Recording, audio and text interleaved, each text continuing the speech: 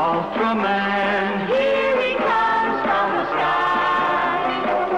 Ultraman, Ultraman, watch our hero fly. In a super jet he comes from a billion miles away, from a distant planet land. Comes our hero, Ultraman.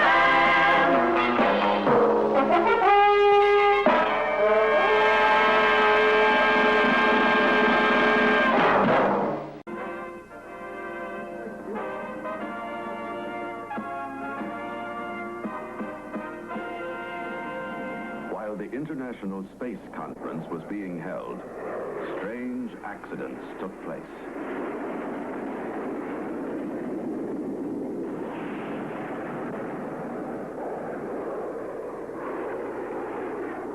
The Science Patrol was called in to investigate.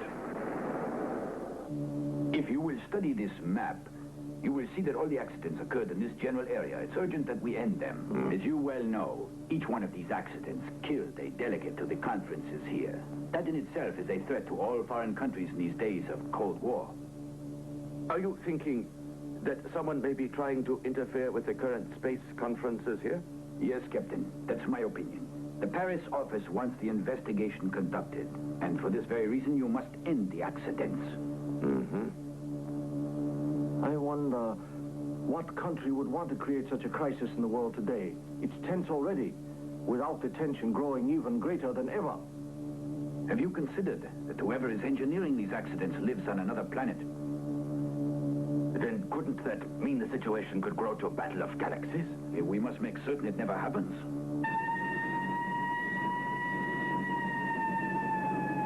Meanwhile, the strange accidents did not stop.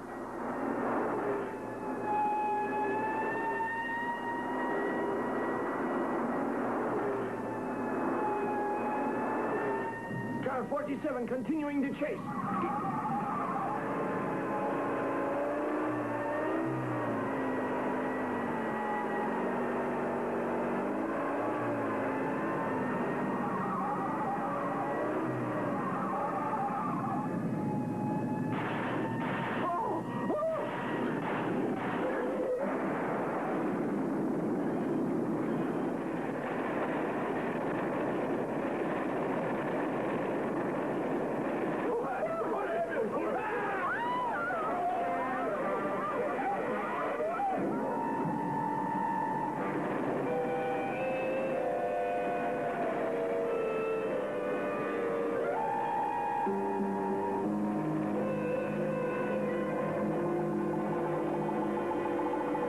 Two cars crashed into an invisible wall. Invisible? That's right. It's the only solution I could think of, considering what I saw.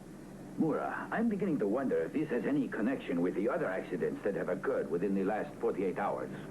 It's a thought. The information Paris has gathered would indicate a kind of sky wall that's totally invisible. That's why we thought that this strange power is not originating on Earth, as we know of no way to make things invisible. Amazing. A war.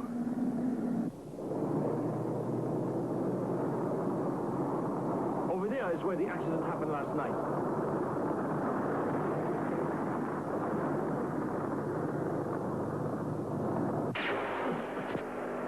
Oh. Arashi, what's going on? We don't have any engine trouble. It's just that the car won't move. What? It's as if we smashed into an invisible wall. Hurry, get out, quickly. Right.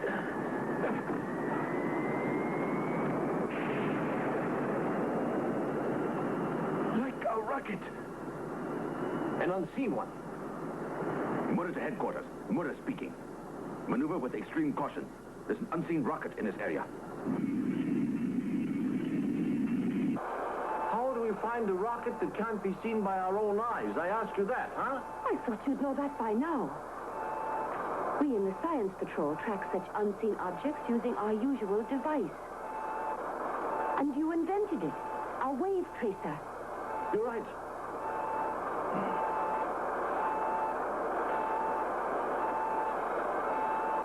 Look there.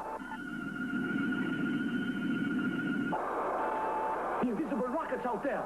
Huh?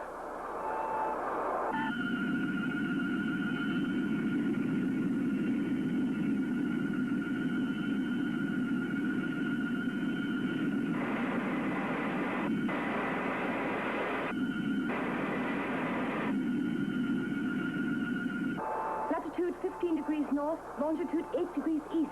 Try not to miss it this time, Ito. Thanks for asking the impossible. How can I hit what I don't see? Come on, Ito. It's moving out of range. I'll get it this time.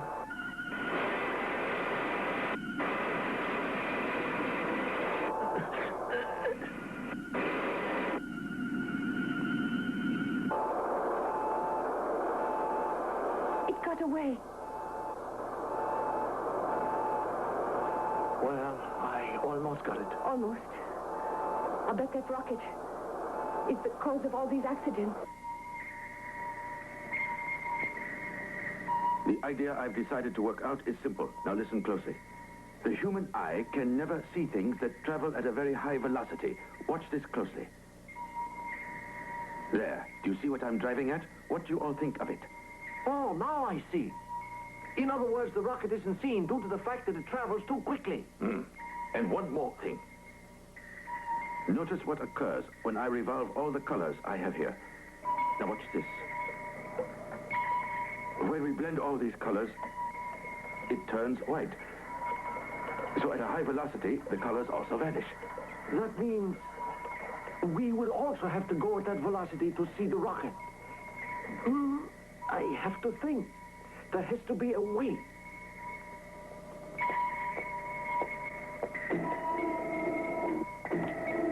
What we have to learn is that unseen rocket's origin.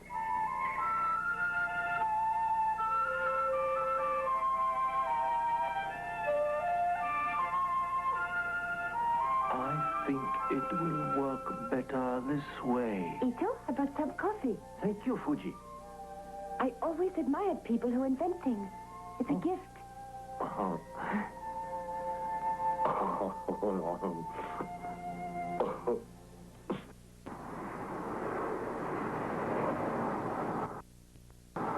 All right, to remind you.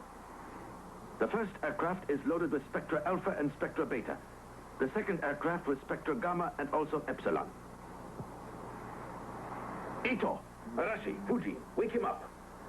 Ito, rise and shine. Oh, what are you doing? What's going on? Oh, sorry, sir. You weren't listening. What's the matter? Didn't you sleep last night? No, sir. I stayed awake all night creating the new invention. You're excused. I want you to explain your new invention to everyone here. Yes, sir. The basic idea is that Spectra Alpha is able to change all light factions freely, even though they would exist outside intrusion.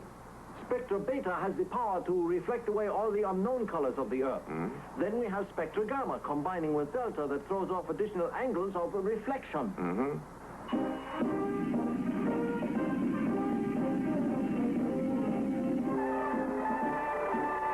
Good.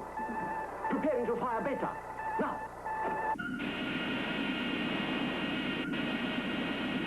Spectra Gamma and Delta. Now.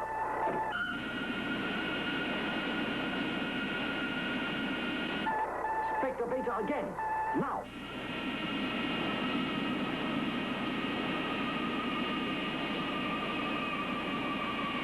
There it is. The rocket.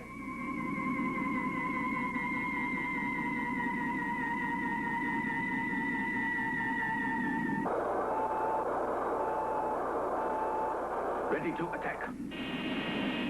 Look at it go.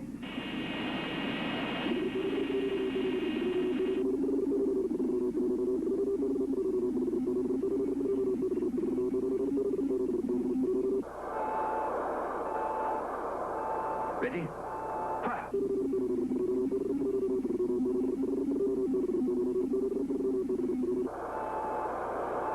Don't let that rocket get away. Roger.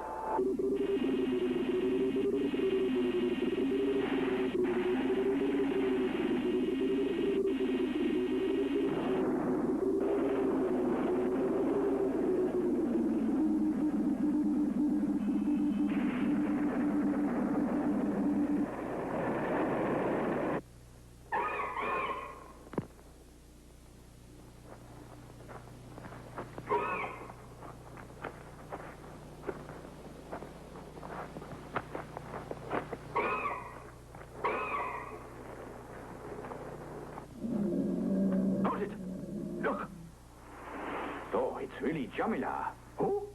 Jamila, a creature.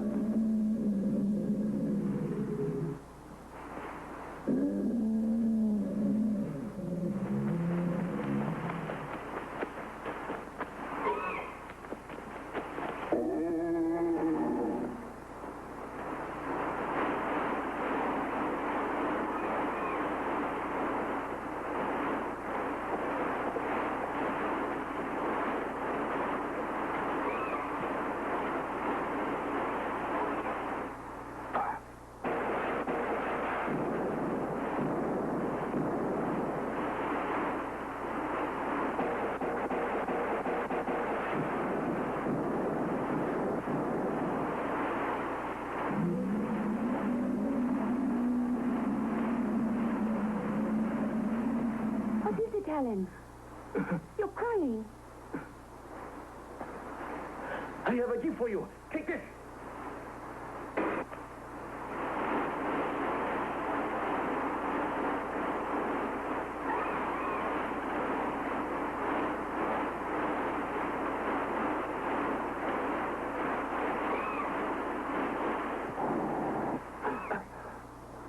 Quick, to the lake. We'll get it, sir.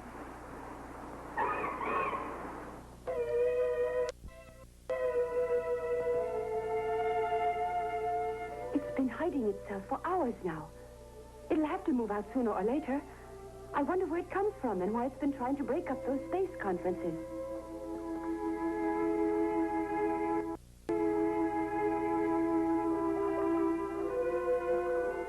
Alan, I meant to ask you why you called that monster Jamila. If you know its name, you certainly should know a lot more about it. Omura, I can't help being upset. I don't know what to do. It's what Paris had suspected all along. Meaning what? Alan, in fairness to everyone concerned, don't you think it's time we all knew about it? I believe it'll help matters. Jamila has the form, although it's not really a monster. I don't really know how to tell you this. The creature is as ordinary as you and I and everyone else. You mean it's human? It was at the time the United States and Russia began their space race. A third and unpublicized country had also sent a rocket into space. The rocket never returned, and the world was never told about it. Certain officials felt a sacrifice of men at that early stage of space probes would instill fear in people all over the world. The lost rocket crew had a captain called Jamila. The spacecrafts tracked his rocket as far as they could until it was officially announced that the rocket was lost in space. Then the rocket must have entered the gravitational pull of another planet. There is no other explanation. As far as we know, there is no food for survival on those planets. However, we don't have enough knowledge of the stars. Somehow, Jamila managed to survive. And in the process of that survival, for some unknown reason, he took on the form of that creature we saw. But how did he manage to return to Earth? Using his knowledge of aerodynamics and rocket engines, he repaired whatever caused the rocket to fail, then he returned to Earth for vengeance. It was the only way he knew to get even. He blamed all those on Earth for his condition, for looking as ugly as he is today. We can't do this. We can't do what? Knowing that story, how can we go on fighting Jamila? Don't talk stupidly. Let me go. Take your hands away. You might not respect that crew's captain. Yet he's a hero, Arashi. Look, Ito, I don't want to hear another word. We're all doing the same kind of work. For all you know, Arashi, any one of us can turn into a creature just as he did. What are you doing? Sorry. You see, all these weapons are my own doing. Understand? Jamila. Jamila.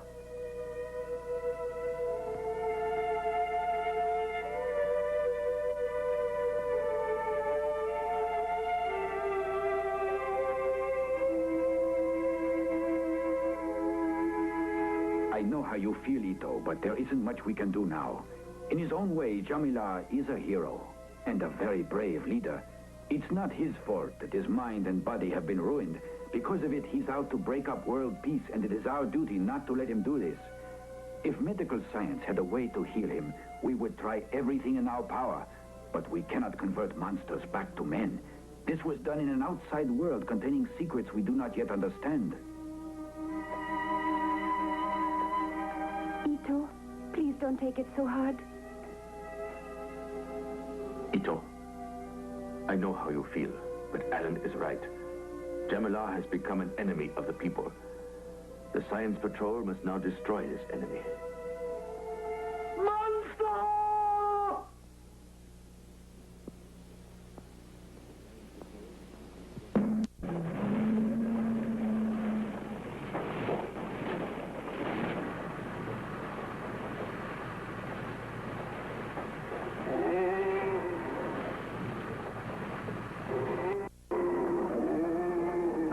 The gun hasn't hurt the monster.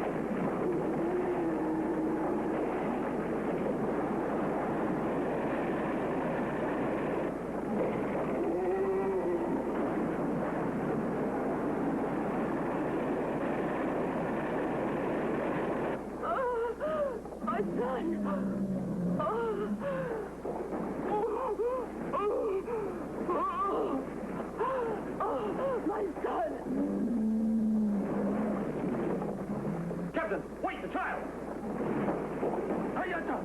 Jamila!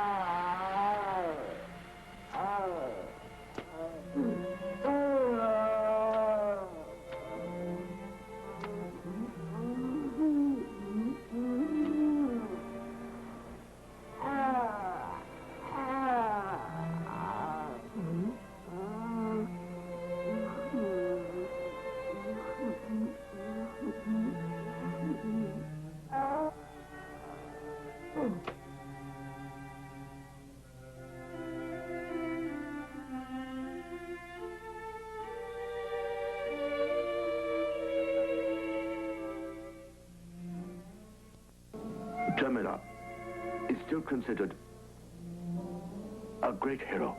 You know that.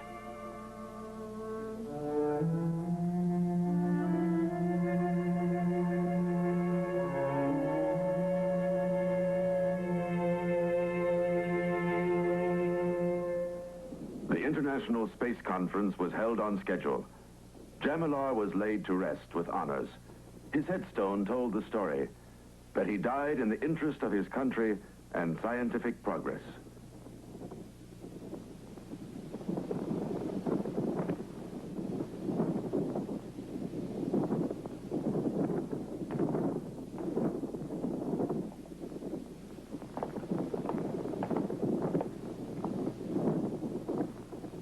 Goodbye, Jamilar. I'm sorry. All of us are. Now you can rest in your native soil. Your mission has been recognized as a great one. And you have not died in vain.